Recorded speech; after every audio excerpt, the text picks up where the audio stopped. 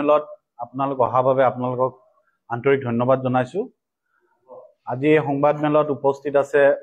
ৰাইজৰ দলৰ সাধাৰণ সম্পাদক চিন্ময় বৰা ডাঙৰীয়া আৰু তথ্য আৰু সম্প্ৰচাৰ সম্পাদক দেৱাংগ সৌৰভ গগৈ ডাঙৰীয়া। আজি এটা বিশেষ বিষয়ক লৈ আজি আমি সংবাদ মেলখন আয়োজন কৰিছো। আপোনালোকে দেখিছে যে যোৱা কিছুদিন ধৰি গিৰ গৰুক লৈ আৰু বেনিফিচিয়াৰী সাবসিডি মন্ত্ৰী বিধায়কৰ পত্নীয়ে সাবসিডি লোৱাৰ ক্ষেত্ৰত যথেষ্ট বিতৰ্ক চলি আছে। এই ক্ষেত্ৰত কিছু তথ্য আপোনালোকৰ ওচৰত আমি দাঙি ধৰিব বিচাৰিছো। তাৰ আগতে এটা কথা যে মন্ত্ৰী ডাঙৰীয়া জয়ন্ত মল্ল বৰুৱাৰ পত্নী জুলি ডেকা বৰুৱাৰ প্ৰসংগত তেখেতে যি সাবসিডি দিছে এই প্ৰসংগত যি সংবাদ মাধ্যমে আপোনালোকে সম্প্ৰচাৰ কৰাৰ পিছত যি ধৰণৰ জয়ন্ত মল্ল ডাঙৰীয়াই সংবাদ মাধ্যমক আক্ৰমণ কৰিছে ই অতি গৰিহণাযোগ্য। সেইদিনাখন এখন সংবাদ মেলত আমি দেখিছো যে প্ৰতিদিনৰ সাংবাদিক অনুপজ্যোতি নাথক ব্যক্তিগতভাৱে আক্ৰমণ কৰিছে, যে তলৰ খাপৰ মানুহ বুলি কয়। এনেকুৱা ধৰণৰ বক্তব্য, এনেকুৱা ধৰণৰ যি সমাজত শ্ৰেণী বিভাজন আনিব পৰা, যোনে সমাজক নেতৃত্ব দিয়ে, তেখেতসকলে এনেকুৱা বক্তব্য ৰখা ঘটনাক আমি ৰাইজৰ দলে তীব্ৰ গৰিহণা জনাইছো। এতিয়া ঘটনাটো হৈছে যে জয়ন্ত মল্ল ডাঙৰীয়াই সংবাদ মাধ্যমক, সংবাদ গোষ্ঠীক, সংবাদ মাধ্যমৰ মালিকক, সম্পাদকক, এই সকলোকে যি ধৰণে ব্যক্তিগত আক্ৰমণ কৰিব ধৰিছে, আচলতে ইয়াৰ মূলতে কিন্তু আপুনি যদি চাই ইয়াৰ কাৰণে কিন্তু মুখ্যমন্ত্ৰী নিজে জগৰীয়া। কাৰণ মুখ্যমন্ত্ৰী ডাঙৰীয়া আমি বিগত সময়ছোৱাত দেখিছো যে যেনেকে ডাঙৰ ডাঙৰ মাফিয়া বিলাকে কাৰোবাক যদি শেষ কৰিব লগা হয়, যেতিয়া কুণ্ডলী বিচাৰ কৰে যে তেওঁৰ গোটেই বংশটোক শেষ কৰিব লাগিব, ঠিক তেনেকে মুখ্যমন্ত্ৰীক যেতিয়া অস্বস্তিকৰ প্ৰশ্ন কৰা বা তেখেতে ভাল নোপোৱা প্ৰশ্ন কৰা হয়, তেতিয়া তেখেতে সাংবাদিকৰ নাম সোধে, কি নাম, ক'ত থাকা, কি কথা, কোন সংবাদ গোষ্ঠীৰ, মালিকক কৈ খেদি দিম। এই যিবোৰ বক্তব্য ৰাখে এগৰাকী ৰাজনৈতিক ব্যক্তি হিচাপে, এয়া আচলতে অসমৰ ইতিহাসত আগতে আমি কেতিয়াও দেখা নাছিলো। এইটো এটা নতুন পৰম্পৰা অসমৰ মুখ্যমন্ত্ৰীগৰাকীয়ে আনিলে, আৰু যাৰ ফলত তেখেতৰ যি মন্ত্ৰীমণ্ডলৰ হওক বা বিজেপি নেতা কিছুমানেও এনেকুৱা বক্তব্য ৰখা আমি দেখিছো। আগতে দেখিছো পীযুষ হাজৰিকা ডাঙৰীয়াই কৈছিল সাংবাদিকক আক্ৰমণ কৰি ওপৰৰ মাল তলৰ মাল এনেকুৱা ধৰণৰ শব্দ ব্যৱহাৰ কৰি অতি অসাংবিধানিক শব্দ ব্যৱহাৰ কৰিছিল। আৰু এই যোৱা 2-3 দিনত যি ধৰণৰ শব্দ ব্যৱহাৰ কৰিলে ই অতি গৰিহণাযোগ্য, আৰু এই সাহসটো পাইছে কেৱল মুখ্যমন্ত্ৰী ডাঙৰীয়াৰ কাৰণে। কাৰণ মুখ্যমন্ত্ৰী ডাঙৰীয়াই কথাই কথাই চাকৰি খেদি দিম, মালিকক কৈ গুচাই দিম, এনেকুৱা ধৰণৰ কথা মুকলিভাৱে যেতিয়া ক'ব আৰম্ভ কৰিলে, তেতিয়া বিজেপিৰ নেতা, পালি নেতা আৰু মন্ত্ৰী বিধায়কে এটা দেখিলে যে এখন আমি প্ৰত্যক্ষ পৰোক্ষভাৱে এখন লাইচেন্স পাই গৈছো, আৰু সেইকাৰণে সাংবাদিকক এনেকে আক্ৰমণ কৰা আৰম্ভ কৰিছে। কাৰণ এনেকুৱা ধৰণৰ কাৰ্য হোৱাৰ কথাটো হ'ল যে তেখেতসকলৰ যি কেইগৰাকী ব্যক্তি এই যি গোটেই কেলেংকাৰীটো গৰুকুটিক লৈ, পদ্ম হাজৰিকা আগতে জাতীয়তাবাদী আঞ্চলিকতাবাদী ৰাজনীতি কৰিছিল, এতিয়া ৰাষ্ট্ৰীয়তাবাদী ৰাজনীতি কৰে। হিমন্ত বিশ্ব শৰ্মা এটা সময়ত জাতীয় সংগঠন আছু কৰিছিল, তাৰপিছত কংগ্ৰেছ কৰিলে, তাৰপিছত বিজেপি কৰিলে। একেধৰণে পীযুষ হাজৰিকাৰ কথাই কওক বা জয়ন্ত মল্লৰ কথাই কওক বা গিৰ গৰু কিনাৰ ক্ষেত্ৰত যিবোৰ বিধায়কৰ নাম আহিছে তেওঁলোকো প্ৰাক্তন কংগ্ৰেছী বেছিভাগ। তো এখেতসকলৰ কোনো আদৰ্শ নাই। এখেতসকলক নে সোঁপন্থী নে মধ্যপন্থী নে জাতীয়তাবাদী নে আঞ্চলিকতাবাদী এনেকুৱা ধৰণৰ কোনো আদৰ্শ নাই। যে এই যে ৰাজনৈতিক আদৰ্শ নথকা ব্যক্তিসকলৰ এনেকুৱা বক্তব্য ৰখাটো এটা সাম্প্ৰতিক সময়ত পৰম্পৰা হৈছে। কাৰণ তেওঁলোকৰ কোনো ৰাজনৈতিক আদৰ্শ নাই, তেওঁলোকে কেৱল ক্ষমতাৰ লগত থাকিব লাগে, সেইকাৰণে এনেকুৱা ধৰণৰ বক্তব্য ৰাখিছে। আৰু আমি ৰাইজৰ দলে মূল্যবোধৰ ৰাজনীতিত বিশ্বাস কৰো, আৰু সেইকাৰণে এনেকুৱা ধৰণৰ ৰাজনৈতিক যিসকল শাসকীয় দলৰ নেতা, পালি নেতাই যি ধৰণৰ এনেকুৱা বক্তব্য ৰাখি গোটেই ৰাজনৈতিক ক্ষেত্ৰখনক কলুষিত কৰিছে, এনেকুৱা ধৰণৰ ঘটনাক আমি তীব্ৰ গৰিহণা জনাইছো। এতিয়া আমি মূল কথালৈকে আহো যে এই গোটেই যিটো ঘটনা শেহতীয়াভাৱে যিটো ঘটনা আহিছে দুগ্ধ উন্নয়ন বিভাগ, এই দুগ্ধ উন্নয়ন বিভাগৰ জয়ন্ত মল্ল ডাঙৰীয়াই কৈছিল প্ৰথম কথা, এতিয়া RTI কৰিতো আমি এতিয়া লগে লগে নাপাওঁ, কিন্তু আমি যিবোৰ আমি ইতিমধ্যে RTI কৰিব ওলাইছো, সময় লাগিব, কিন্তু আমি যিবোৰ তথ্য পাইছো এই তথ্যবোৰত তেখেতে কৈছিল যে 20 গৰাকী ফাৰ্মাৰক, দুগ্ধ ব্যৱসায় কৰা ফাৰ্মাৰক 20 গৰাকীক তেখেতসকল ডায়েৰী ফাৰ্মক সাবসিডি, গভৰ্ণমেণ্ট সাবসিডি দিব, আৰু তাৰে 16 গৰাকীয়ে মানে এপ্লাই কৰিছিল আৰু এজনক কিবা কাৰণত বাদ দিয়া হৈছে আৰু 15 গৰাকীক দিয়া হৈছে। 15 গৰাকীৰ লিষ্টখন মোৰ তাত আছে। এতিয়া গোটেই কথাটো আৰম্ভ হৈছিল যে 2022 চনত উৎপল শৰ্মা, দুগ্ধ উন্নয়ন সঞ্চালকালয়ৰ সঞ্চালক আছিল উৎপল শৰ্মা ডাঙৰীয়া। তেতিয়া তেখেতে প্ৰথম আসাম ট্ৰিবিউনত বিচাৰিছিল যে যিসকলে সাবসিডিৰ কাৰণে, যিসকল ইণ্টাৰেষ্টেড তেওঁলোকৰ কাৰণে এখন এডভাৰটাইজ কৰা হৈছিল, আৰু প্ৰথমবাৰ 7 জনে ইয়াত পাৰ্টিচিপেট কৰিছিল। আৰু তাৰ ঠিক 2 মাহ পিছত আকৌ 7 জন কৰাৰ কাৰণে আকৌ 2 মাহ পিছত এডভাৰটাইজ কৰিলে, তাতে 13 জনে পাৰ্টিচিপেট কৰিলে। তাৰ পৰৱৰ্তী সময়ত কৰুণা শৰ্মা বুলি এগৰাকী সঞ্চালক আহিল 2022-23 চনত, আৰু তেখেতে 18 গৰাকীৰ এপ্লিকেণ্ট হ'ল, 18 গৰাকীৰ নাম দি 2024 চনৰ মাৰ্চ মাহত পঠাই দিয়াত মাৰ্চ মাহৰ কাৰণে বিত্ত বিভাগে এই ফাইলটো ঘূৰাই পঠালে। তাৰ পৰৱৰ্তী সময়ত ৰাহুল, নামটো মই কৈ দিছো, সঞ্চালক এজন IAS অফিচাৰ আহিল, জাবিৰ ৰাহুল সুৰেশ। এই জাবিৰ ৰাহুল সুৰেশ যিগৰাকী ব্যক্তি, তেখেতে এইটো বিত্ত বিভাগত অনুমোদনত পঠালে। কিন্তু আটাইতকৈ আচৰিত কথা, বিত্ত বিভাগে অনুমোদন কৰি পঠোৱা লিষ্টখন আৰু যিখন ডিপাৰ্টমেণ্টে লিষ্ট পঠাইছিল এই লিষ্টখন একে নহয়, কিছুমান নাম কাটি দিয়া হ'ল। আৰু শেষত গৈ 31 মাৰ্চৰ দিনাখন মূল তালিকাখন, 15 জনীয়া তালিকাখন ওলাল। এই তালিকাখনত এগৰাকী মন্ত্ৰীৰ পত্নীটো আছেই, যে জুলি ডেকা বৰুৱা, জয়ন্ত মল্ল বৰুৱাৰ পত্নী, আৰু সিদ্ধাৰ্থ ভট্টাচাৰ্য প্ৰাক্তন মন্ত্ৰী আৰু বিধায়ক, তেখেতৰ পত্নীৰ নামো আছে, আৰু বিজেপি নেতাও আছে, যেনে বাবুল গগৈ বুলি, আৰু কোনোবা আৰু নেতা, আৰু নেতাৰ একদম সোঁহাত স্বৰূপ বহু কেইবাগৰাকীও ব্যক্তি ইয়াতে আছে, সৰহ সংখ্যক। এতিয়া ঘটনাটো হৈছে যে এই যিটো এপ্লাই কৰিব লাগে, এপ্লাই কৰাৰ কাৰণে মিনিমাম ক্ৰাইটেৰিয়াটো হ'ল যে 11 বিঘা মাটি লাগিব, 1 বিঘা যোগ 10 বিঘা, তাৰমানে 1 বিঘাত ফাৰ্মটো, 10 বিঘাত ঘাঁহ খেতি কৰিব লাগিব, আৰু 3 বছৰৰ আয়কৰ ৰিটাৰ্ণ থাকিব লাগিব এজন দুগ্ধ ব্যৱসায়ী হিচাপে, দুগ্ধৰ ফাৰ্ম থকা বুলি ইনকাম টেক্স ৰিটাৰ্ণ, গাখীৰৰ ব্যৱসায় কৰি ইনকাম কৰা ইনকাম টেক্স ৰিটাৰ্ণ 3 বছৰৰ থাকিব লাগিব। মানুহজন স্নাতক হ'ব লাগিব, আৰু ন্যূনতম 6 মাহৰ ট্ৰেইনিং থাকিব লাগিব, আৰু এই দুগ্ধ ফাৰ্মখনৰ এটা মিল্ক পাৰ্লাৰ থাকিব লাগিব, আৰু ডায়েৰী ফাৰ্মখন ন্যূনতম 10 বছৰ পুৰণি হ'ব লাগিব। এতিয়া আটাইতকৈ ডাঙৰ কথাটো হৈছে যে জয়ন্ত মল্ল বৰুৱাৰ, মন্ত্ৰী জয়ন্ত মল্ল বৰুৱাৰ পত্নী, যিগৰাকী পত্নীৰ কথা ওলাইছে, এই পত্নীৰ ফাৰ্মখন, এই পত্নীৰ যিখন ফাৰ্ম, এই ফাৰ্মখনৰ তেখেতে দায়িত্ব লৈছিল MD মেনেজিং ডাইৰেক্টৰ হিচাপে 28 ছেপ্টেম্বৰ 2020 চনত। তেতিয়া 22-23 চনত বিভাগে যি নিয়ম দিছে যে ন্যূনতম 3 বছৰৰ গাখীৰৰ ব্যৱসায় কৰা ইনকাম টেক্স ৰিটাৰ্ণ থাকিব লাগিব,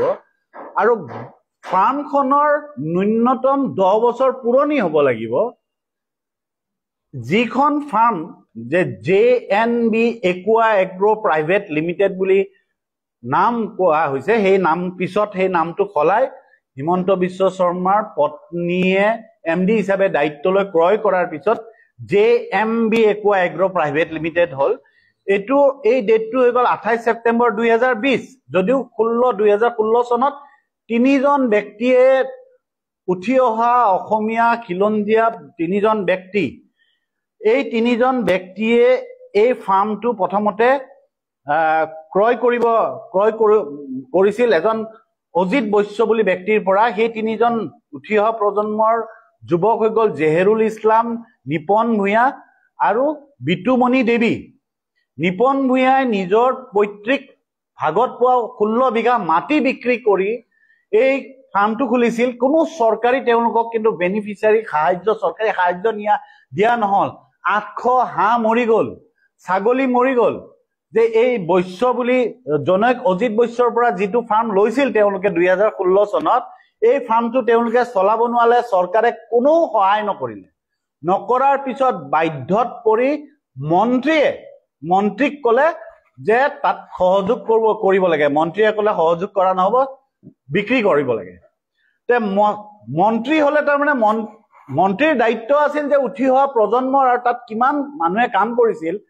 চৰকাৰী সাহায্য দি সেইটো পুনৰুজ্জীৱিত কৰিব লাগিছিল কিন্তু পুনৰুজ্জীৱিত কৰাৰ ঠাইত সেইটো মৰি যাব দিলে আৰু মৰি গৈ মন্ত্ৰীৰ পত্নীৰ নামত সেইটো ললে একমাত্ৰ 1% 1% কোম্পানীটোৰ শ্বেয়াৰ দি কেনে জেহেৰুল বুলি যিগৰাকী জেহেৰুল ইছলাম তেওঁক মাত্ৰ ৰাখিলে কোম্পানীটো তে এতিয়া 2020 চনত এমডি দায়িত্ব লোৱা গৰাকীয়ে 3 বছৰৰ ৰিটাৰ্ণ কৰপৰা দিলে আৰু এখন ফাৰ্মৰ 10 বছৰ গৰুৰ যে যি অভিজ্ঞতা থাকিব লাগে সেয়া কৰিলে না নাই কৰ পৰা হল যে যিটো নিয়মাৱলী ইয়াত এপ্লাই কৰিবৰ কাৰণে সাবসিডি পাবৰ কাৰণে যিখিনি নিয়ম আছিল এই নিয়মখিনি হয় জানো 10 বছৰ পুৰণি হয় জানো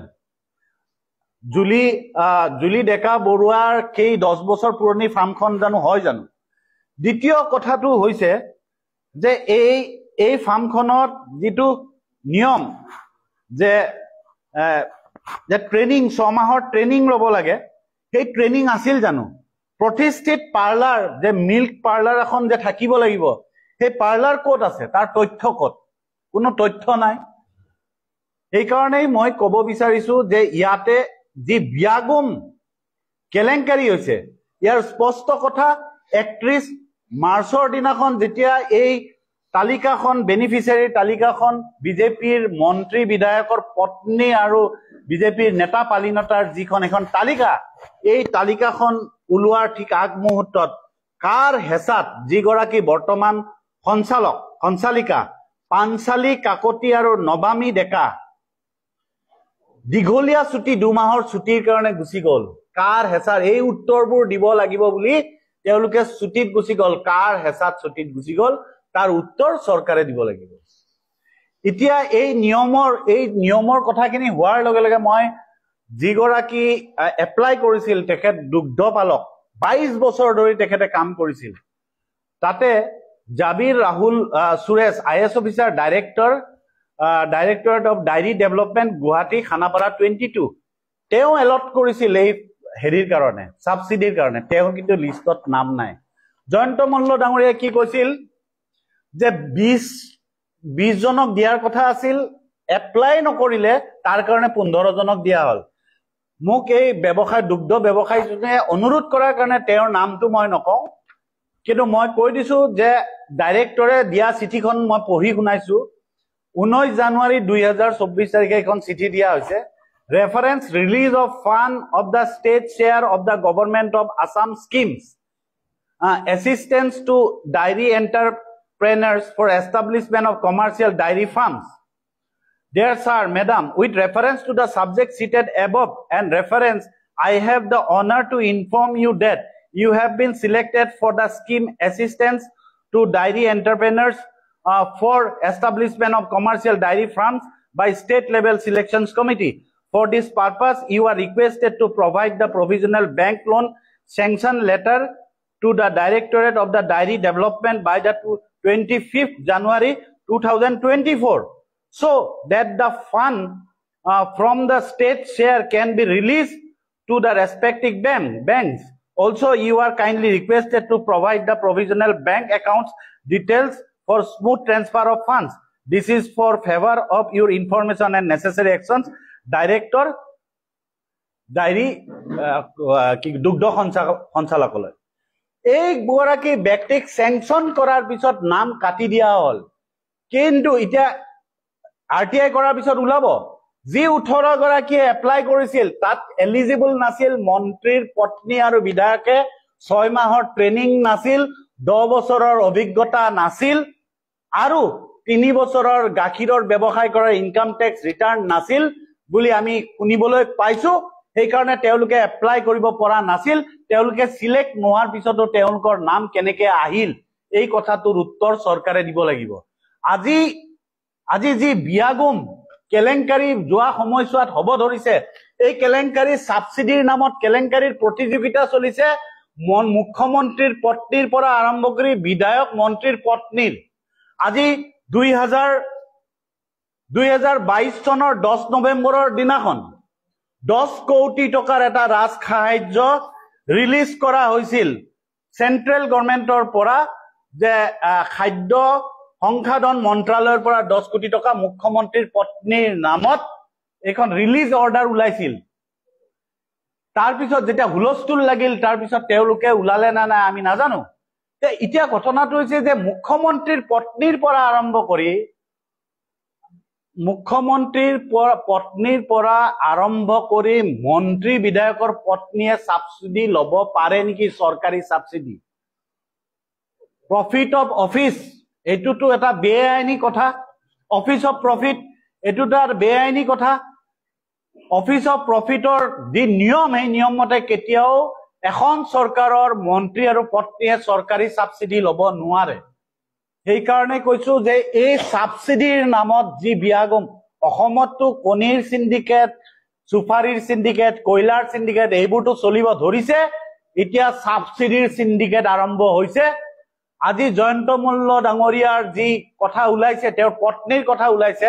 যে আজি এনেকুৱা ধৰণৰ পৰ্যায় গৈছে 2023 চনৰ 6 মাৰ্চৰ দিনাখন মুম্বাইত অসম টুৰিজিমে এখন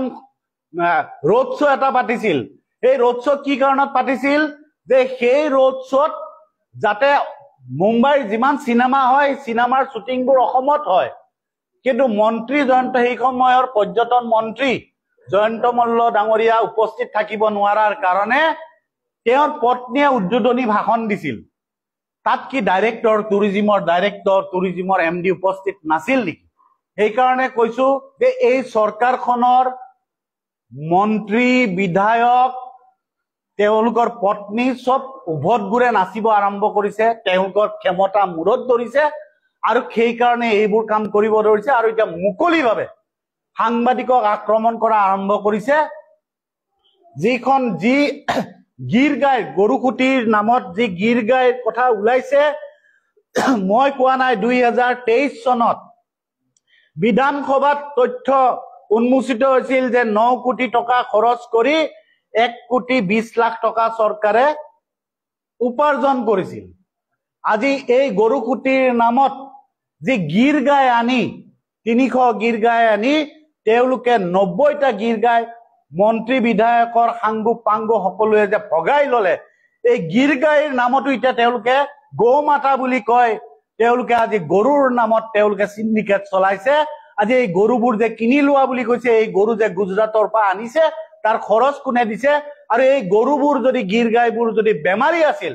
মুখ্যমন্ত্ৰীয়ে কয় যে গোহালি আজি কি পদ্ম হাজৰিকাই কয় গোহালি প্ৰস্তুত হৈ উঠা নাছিল সেই কাৰণে আমি বিক্ৰী কৰি দিব লগা হল যদি গিৰগাঁওবোৰ বেমাৰী আছিল আৰু গিৰগাঁওৰ যদি ৰাখাৰ ব্যৱস্থা উপযুক্ত ব্যৱস্থা নাছিল তেতিয়ালে 300 গিৰগাঁও কিয় অসমলৈকে তেওঁলোকে আনিছিল নে কেৱল চমক গৰুকুটিৰ নামত চমক সৃষ্টি কৰি এই গৌ মাতাৰ নামত যি সিন্ডিকেট চলাবৰ কাৰণে তেওঁলোকে আজি গিৰগাঁওৰ নামত যি লুণ্ঠন কৰিলে এয়া সঁচাই আশ্চৰ্যজনক অসমৰ ইতিহাসৰ আটাইতকৈ ডাঙৰ আৰু ঘৃণনীয় এয়া এটা দুৰ্নীতি আৰু এই দুৰ্নীতিৰ আওতালৈকে জয়ন্ত মল্ল বৰুৱা তেখেতৰ পত্নী যি বিধায়কসকল যাৰ নাম আহিছে সকলোকে এই আওতালৈকে আনিব লাগে আৰু ইয়াৰ নিৰপেক্ষভাৱে ৰিটায়াৰ্ড জাজ ন্যায়াধীশৰ জৰিয়তে ইয়াৰ তদন্ত কৰিব লাগে এয়া ৰাইজৰ দলৰ দাবী আৰু আমি এই চৰকাৰখনক খুৱৰাই দিব বিচাৰিছো যে আপোনালোকে গৰুৰ নামত ৰাজনীতি কৰি আজি গৰুৰ নামত যি লুণ্ঠন আৰম্ভ কৰিছে এই কাৰ্য পৰিহাৰ কৰক, নহলে 2026 চনক আপোনালোকক ৰাইজে ব্ৰহ্মপুত্ৰত উটুৱাই দিব। ধন্যবাদ। কিবা প্ৰশ্ন আছে যদি আপোনালোকে সুধিব পাৰে। প্ৰশ্ন আছে নেকি?